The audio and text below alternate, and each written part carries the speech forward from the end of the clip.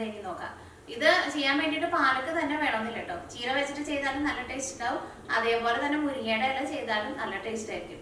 ഞങ്ങൾക്ക് ഇവിടെ ചീരയുടെ ഇല കിട്ടാത്തതുകൊണ്ടാണ് ഞാനിവിടെ പാലക്ക് വെച്ചിട്ട് ചെയ്യുന്നത്. പക്ഷെ പാലക്ക് വെച്ച് ചെയ്താലും നമുക്ക് ആ ചീര കൊണ്ട് ചെയ്യുന്ന സെയിം ടേസ്റ്റ് തന്നെ കിട്ടുകയും ചെയ്യും. പിന്നെ അത് ചോറിന്റെ കൂടെ ചപ്പാത്തിയുടെ കൂടെ ഒന്നിന്റെ കൂടെ അല്ലാന്നുണ്ടെങ്കിൽ വെറുതെ കഴിക്കാനാണെങ്കിലും നല്ല ടേസ്റ്റ് ആയിരിക്കും. അപ്പൊ നമുക്ക് നോക്കാം ഇതേനെ റെഡിയാക്കുന്നത്. ഇത് റെഡിയാക്കാൻ വേണ്ടിയിട്ട് ഒരു മീഡിയം സവോള ഇതേപോലെ ഇങ്ങനെ കട്ട് ചെയ്തിട്ട് എടുത്തിട്ടുണ്ട്. പിന്നെ പച്ചമുളക് അത് നിങ്ങളുടെ എരിവിനനുസരിച്ചിട്ട് അത് നല്ല ചെറുതായിട്ട് കട്ട് ചെയ്തിട്ട് എടുക്കുക. പിന്നെ കറിവേപ്പില വേണം. പിന്നെ ഞാനിവിടെ 4 മുട്ട എടുത്തിട്ടുണ്ട്. ഇപ്പോൾ മുട്ടയുടെ എണ്ണ നിങ്ങൾക്ക് കൂടുതൽ വേണമെന്ന് വെച്ചിട്ടുണ്ടെങ്കിൽ കൂടുതൽ ചേർക്കാം കേട്ടോ. പിന്നെ ഞാനിവിടെ ഇതേപോലെ ഇങ്ങനെ പാലക്ക അല്ലെങ്കിൽ ചീര ആയിരുന്നാലും കുഴപ്പമില്ല. അത് ഇങ്ങനെ നല്ല പൊടിയായിട്ട് കട്ട് ചെയ്തിട്ട് എടുത്തിട്ടുണ്ട്. ഞാൻ ഫസ്റ്റ് ഒന്ന് കട്ട് ചെയ്തിട്ട് എടുത്തു. ഇനിയിപ്പോൾ നിങ്ങൾക്ക് കുറച്ചുകൂടി വലിപ്പം കൂടുതൽ പോലെ തോന്നണുണ്ടെന്ന് വെച്ചിട്ടുണ്ടെങ്കിൽ ഇതേപോലെ ഇങ്ങനെ കത്തിര വെച്ചിട്ട് ഈ പാത്രത്തിൽ തന്നെ ഇട്ടിട്ട് ഇങ്ങനെ ഒന്ന് കട്ട് ചെയ്താൽ മതി. അപ്പോൾ ഒന്നുകൂടി നല്ല ചെറുതായിട്ട് കിട്ടും. ഇതിലേക്ക് മസാലപ്പൊടികളായിട്ട് മഞ്ഞൾപ്പൊടിയും വേണം, മുളക് പൊടിയും വേണം, കുരുമുളകിൻ്റെ പൊടിയും വേണം.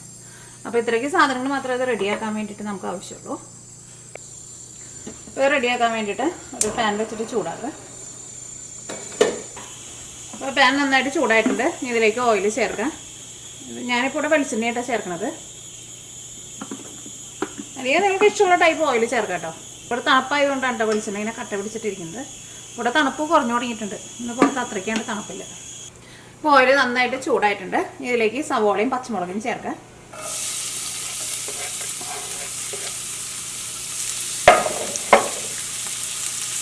കറിവേപ്പിലയും ചേർക്കാം.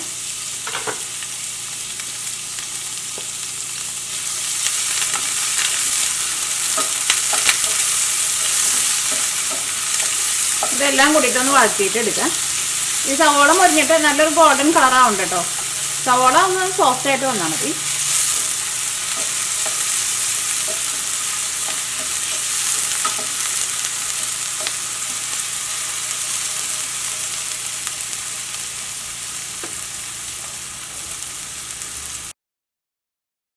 അപ്പോൾ സവോള വഴന്നിട്ടുണ്ട്.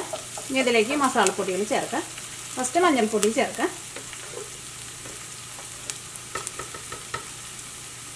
മഞ്ഞൾപ്പൊടി ഞാനിതിലേക്ക് 1/2 ടേബിൾ സ്പൂണാണ് ചേർക്കുന്നത്.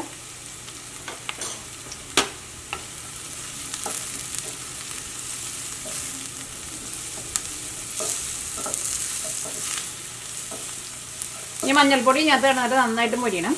ആ മഞ്ഞളിൻ്റെ പച്ച ടേസ്റ്റ് പോകണം.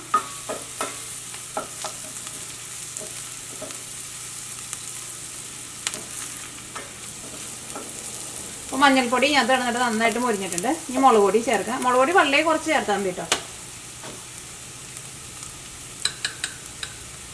ഞാൻ അതിലേക്ക് ഒരു 1/4 ടേബിൾ സ്പൂൺ മുളക് പൊടിയാണ് ചേർക്കുന്നത്.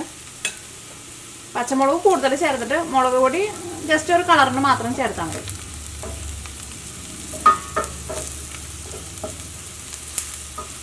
ഈ ചെറുതായിട്ട് കുറച്ച് വയ്ക്കാം. ഇതിലേക്ക് മുട്ട ചേർക്കാം.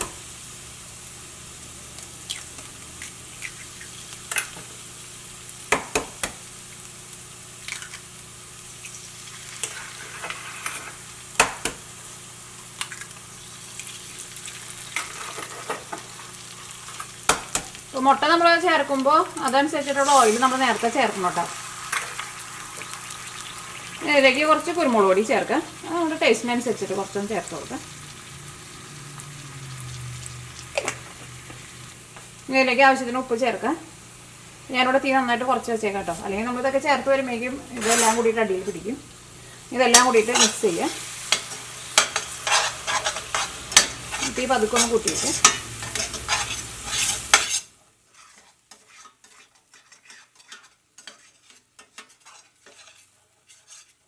നമ്മളിങ്ങനെ മിക്സ് ചെയ്യുന്ന സമയത്ത് ഈ പാത്രത്തിൻ്റെ അടിയിൽ പിടിക്കുന്നുണ്ടെന്ന് വെച്ചിട്ടുണ്ടെങ്കിൽ അതപ്പോൾ ഓയിൽ ഇല്ലാണ്ടായിരിക്കും അങ്ങനെ പിടിക്കുന്നത്.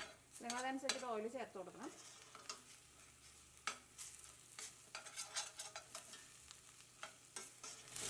ഇപ്പോൾ മുട്ട ഇതിനകത്ത് നന്നായിട്ട് മിക്സ് ആയിട്ടുണ്ട്. മുട്ട അങ്ങനെ നന്നായിട്ട് വേവാൻ വേണ്ടിയിട്ട് നിൽക്കണ്ട.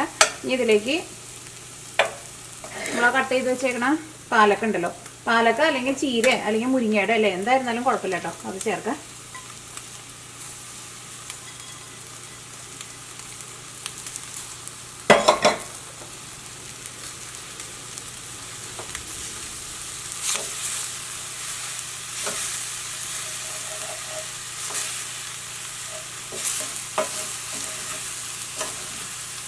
ഇനി ഇല നന്നായിട്ടൊന്ന് ചൂടായിട്ട് വരണം. ഇത് നമുക്ക് മൂടി വയ്ക്കേണ്ട ആവശ്യമില്ല. കാരണം ഇതേപോലെ എന്ത് ഇലയായിരുന്നാലും പെട്ടെന്ന് നമുക്ക് വെന്ത് കിട്ടുമല്ലോ. ചീരയുടെ ഇല അല്ലെങ്കിൽ മുരിങ്ങയുടെ ഇല, പാലക്ക എന്തായിരുന്നാലും മൂടി വയ്ക്കേണ്ട ആവശ്യമില്ല.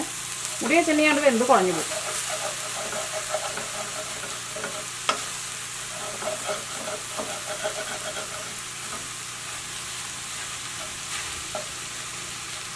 ഇതിലേക്ക് നിങ്ങൾക്ക് തേങ്ങ വേണമെന്നുണ്ടെങ്കിൽ കുറച്ച് തേങ്ങ കൂടിയും ചേർക്കാം കേട്ടോ.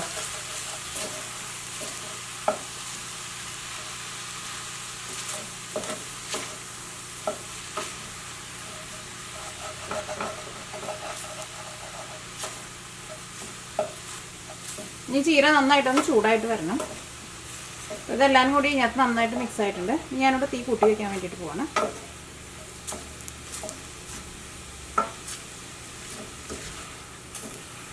ഇതിലേക്ക് നിങ്ങൾ ടേസ്റ്റ് നോക്കിയിട്ട് ഉപ്പ് വേണമെന്ന് വെച്ചിട്ടുണ്ടെങ്കിൽ ടേസ്റ്റിനനുസരിച്ചിട്ട് ഉപ്പ് ചേർക്കാം. ഇതെല്ലാം കൂടിയിട്ട് ഇങ്ങനെ നന്നായിട്ട് മിക്സ് ആയി കഴിഞ്ഞിട്ടുണ്ടെങ്കിൽ പിന്നെ തീ കുറച്ച് വയ്ക്കണ്ട. പിന്നെ തീ നന്നായിട്ട് കൂട്ടി വയ്ക്കാം. അല്ലെങ്കിൽ ഈ ഇല അങ്ങോട്ട് വാടിപ്പോവും. നല്ല ചൂടിലിട്ടിട്ട് ഈ ഇലയുടെ ഉള്ളിലുള്ള വെള്ളം ഉണ്ടല്ലോ അങ്ങനെ പറ്റിച്ചിട്ട് നല്ല ഡ്രൈ ആക്കിയിട്ട് ഇടണം. അപ്പോൾ തീ നന്നായിട്ട് കൂട്ടി തന്നെ വയ്ക്കാം.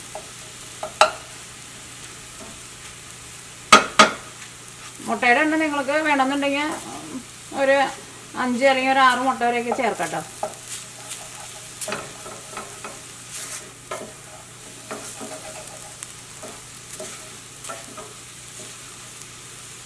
തൊട്ടും വെള്ളം പാടില്ല. അപ്പോൾ തീ നന്നായിട്ട് കൂട്ടി തന്നെ വയ്ക്കാം. അപ്പോൾ ഞാൻ ഈ ചീരയൊക്കെ നന്നായിട്ട് വെന്തിട്ടുണ്ട്. ഞാൻ തൊട്ടും വെള്ളമൊന്നുമില്ല, നല്ല ഡ്രൈ ആയിട്ട് വന്നിട്ടുണ്ട് കേട്ടോ. ഈ തീ ഓഫ് ചെയ്യാം. അപ്പോൾ നമ്മുടെ ചീര മുട്ടത്തോരൻ അല്ലെങ്കിൽ പാലക്ക് മുട്ടത്തോരൻ റെഡി ആയിട്ടുണ്ട്. ഇത് ചൂടോട് കൂടിയിട്ട് ഇപ്പോൾ പെട്ടെന്നൊരു കറി വേണമെന്ന് വെച്ചിട്ടുണ്ടെങ്കിൽ ഇതേപോലെ ഉണ്ടാക്കിയെടുത്താൽ മതി.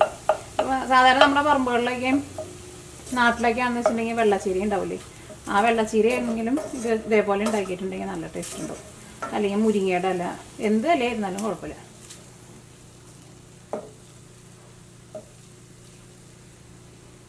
അപ്പോൾ ഞാൻ കൂടെ ചോറിന നേരമായിട്ടോ, കുറച്ച് ലേറ്റായി, 2 മണിയായി. അപ്പോൾ ഞാൻ നോക്കിയപ്പോൾ പെട്ടെന്ന് റെഡിയാക്കിയിട്ട് എടുക്കാൻ പറ്റിയൊരു കറിയാണ്. അപ്പോൾ കുറച്ച് പാലൊക്കെ ഇരിക്കണ്ടായിരുന്നു. അപ്പോൾ ഇവിടെ കറി റെഡി ആയിട്ടുണ്ട്. അപ്പോൾ നിങ്ങളെല്ലാവരും ട്രൈ ചെയ്ത് നോക്കാം. നിങ്ങൾക്ക് എല്ലാവർക്കും നല്ല ഇഷ്ടമാവും. പെട്ടെന്ന് തന്നെ നമുക്ക് റെഡിയാക്കിയിട്ട് എടുക്കാനും പറ്റും. വലിയ സമയമൊന്നും വേണ്ട.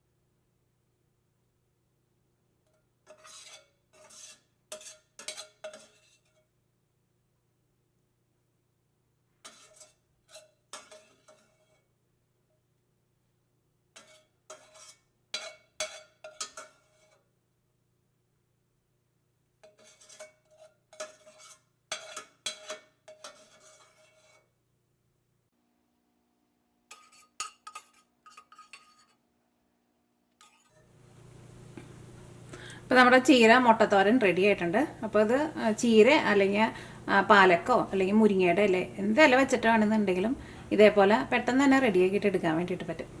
അപ്പോൾ നിങ്ങളെല്ലാവരും ട്രൈ ചെയ്ത് നോക്കാം. നിങ്ങൾക്ക് എല്ലാവർക്കും നല്ല ഇഷ്ടമാവും. പിന്നെ ഇതിലേക്ക് നിങ്ങൾക്ക് തേങ്ങ വേണമെന്നുണ്ടെങ്കിൽ കുറച്ച് തേങ്ങയും കൂടിയും ചേർക്കാം കേട്ടോ.